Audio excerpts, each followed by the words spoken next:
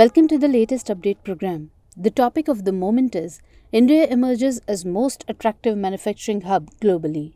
India has emerged as the second most sought after manufacturing destination across the world. This is confirmed by Cushman and Wakefield's 2021 Global Manufacturing Risk Index. India has surpassed the US as the world's second most desired manufacturing hub.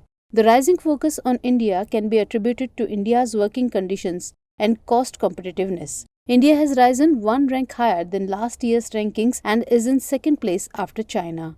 Indian manufacturing has also shown remarkable resiliency during and after the second wave of COVID-19.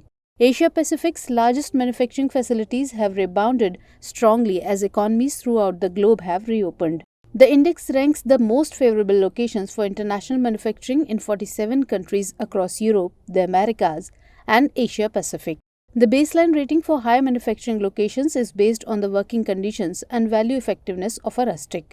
The rankings are determined by four important parameters which are as follows: the country's ability to restart manufacturing, the business environment includes the availability of expertise and manpower, market access, and the last, labor cost and environmental risks.